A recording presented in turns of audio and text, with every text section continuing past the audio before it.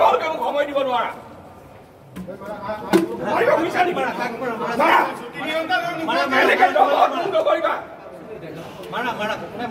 দমত মোক কামত সিদ্ধান্ত নিদিব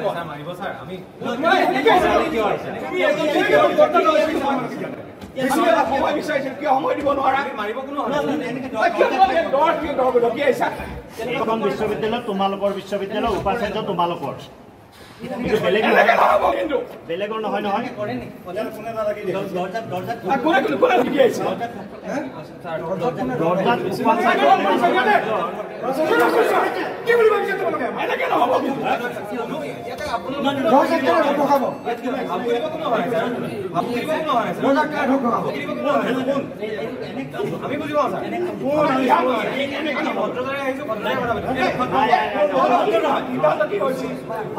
আলোচনা কৰি আছো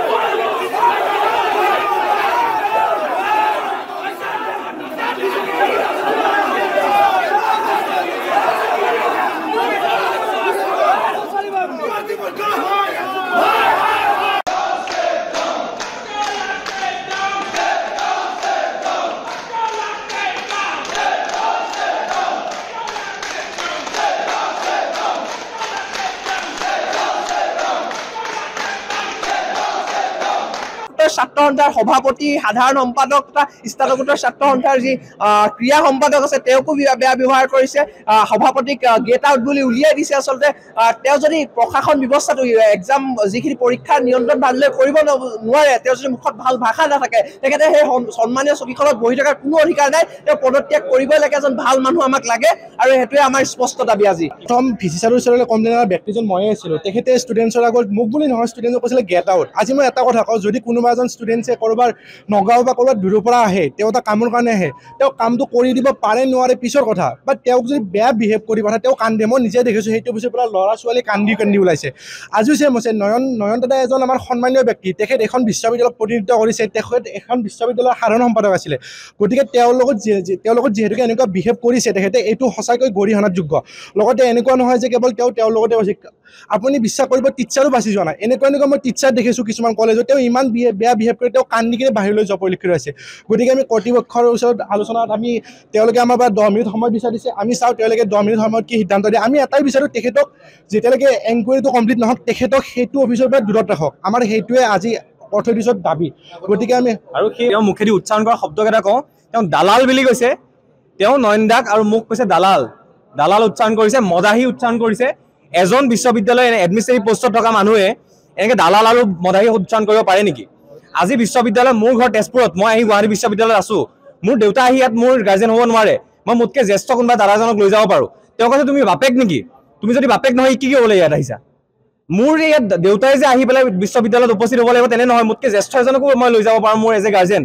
তেওঁ নাজানে কেনেকৈ কাক বিহেভ কৰিব লাগে তেওঁ আছে প্ৰেছাৰত মই বুজি পাইছোঁ তেওঁক আমি সহায়ো কৰোঁ প্ৰত্যেকটো ক্ষেত্ৰত আমি PGSUৱে হওক বা ULCSUৱে হওক আমি সহায় কৰি আহিছোঁ ইয়াতে ল কলেজে প্ৰতিবাদ কৰিবলৈ আহিছিলে বেলেগ ইউনিভাৰ্চিটি ল ষ্টুডেণ্টখিনিয়ে আমি ৰখাইছোঁ বোলো ৰ'বা ছাৰ প্ৰেছাৰত থাকে কিন্তু তাৰ পিছতো তেওঁ নাজানে কেনেকৈ কাক বিহেভ কৰিব লাগে সেয়া আমি বিশ্ববিদ্যালয় কৰ্তৃপক্ষৰ ওচৰত 10 মিনিটৰ সময় বিচাৰিছোঁ তেওঁলোকে যদি এই সিদ্ধান্ত নলয় যে তেওঁক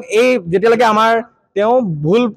সাবিত নহয় তেতিয়ালৈকে তেওঁ যদি পোষ্টটোৰ পৰা দূৰত নাৰাখে সেই বিভাগটোৰ পৰা দূৰত নাৰাখে আৰু ছাত্ৰ ছাত্ৰীয়ে যাতে কান্দি পেলাই উভতি যাব নালাগে ছাত্ৰ ছাত্ৰীয়ে হওক বা শিক্ষকেই হওক ইয়াৰ কান্দি উভতি যাব নালাগে বিশ্ববিদ্যালয় এনেকুৱা এটা পৰিস্থিতি হ'ব নালাগে আৰু আপুনি চাব বিশ্ববিদ্যালয়ৰ আপোনাৰ বিশ্ববিদ্যালয়ৰ আটাইতকৈ গুৰুত্বপূৰ্ণ বিভাগটো হৈছে এক্সাম কণ্ট্ৰল এখন বিশ্ববিদ্যালয় বা কলেজৰ আটাইতকৈ ডাঙৰ গুৰুত্বপূৰ্ণ বিভাগ হৈছে এক্সাম কণ্ট্ৰল গতিকে নিশ্চয়কৈ তাত প্ৰতিদিনে ছাত্ৰ ছাত্ৰী আহিবই সেইটো একদম তেওঁলোকে যদি সেইটো প্ৰেছাৰ ল'ব নোৱাৰে তেওঁ ৰিজাইন দিয়ক আমাৰ কোনো আপত্তি নাই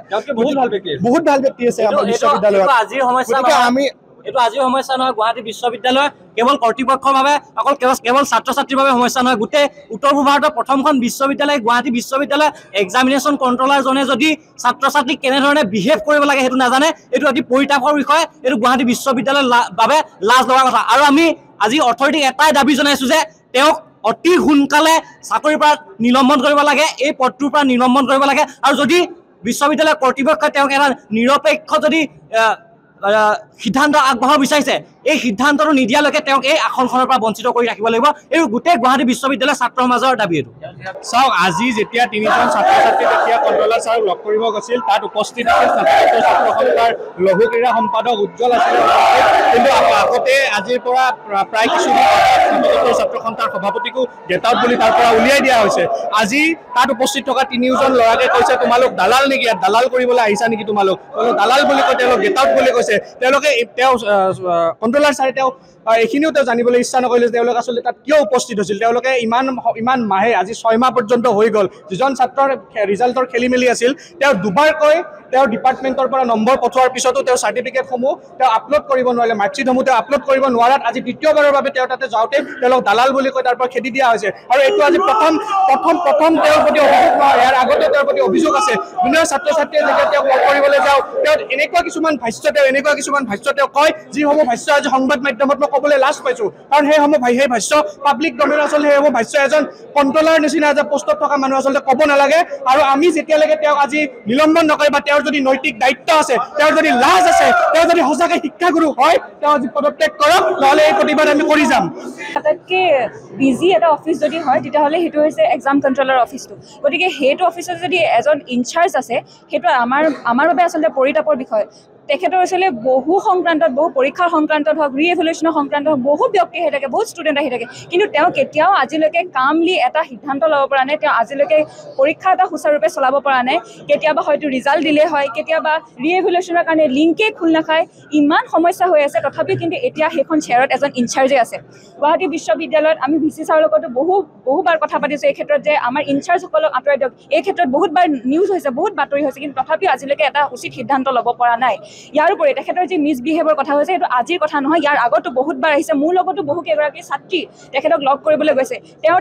যেতিয়া প্ৰথমবাৰ ছাত্ৰীগৰাকী যায় তেওঁক কোনো ধৰণৰ ৰেছপন্স নাপায় তেখেতক সোমাবলৈ দিয়া নহয় অথৰিটি মানে ষ্টুডেণ্টৰ পৰা এতিয়া গেপটো ইমানেই বেছি হৈ গৈছে যে অথৰিটিক আপুনি লগ পাবলৈ হ'লেও এপইণ্টমেণ্ট ল'ব লাগিব আৰু যদি এপইণ্টমেণ্ট নাথাকে নাই নহ'ব মানে আপুনি ঘণ্টা 10টা বজাৰ পৰা আপুনি 4টা বজালৈকে বহি থাকিলেও আপুনি কণ্ট্ৰলাৰক লগ নাপায় ভিচি ছাৰকো কেতিয়াবা লগ পোৱা নাযায় গতিকে এনেকুৱা গেপটো মানে ইমানেই বাঢ়ি গৈছে ষ্টুডেণ্টছৰ সমস্যাবিলাক তেওঁলোকে শুনিবই নোৱাৰে নোখোজে শুনিবলৈ আৰু যেতিয়া প্ৰথমবাৰ ৰেছপন্স নাপায় ছাত্ৰীগৰাকীয়ে তেতিয়াহে ইউনিয়নৰ ওচৰলৈ যায় যেতিয়া ইউনিয়নৰ এগৰাকী লগত যায় তেতিয়া কয়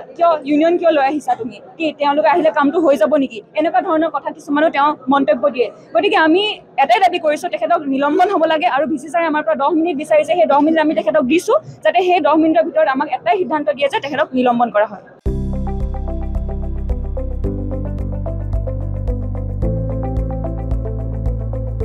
NB নিউজ সহজ সৰল ভাষাত নৱভাৰতৰ কথা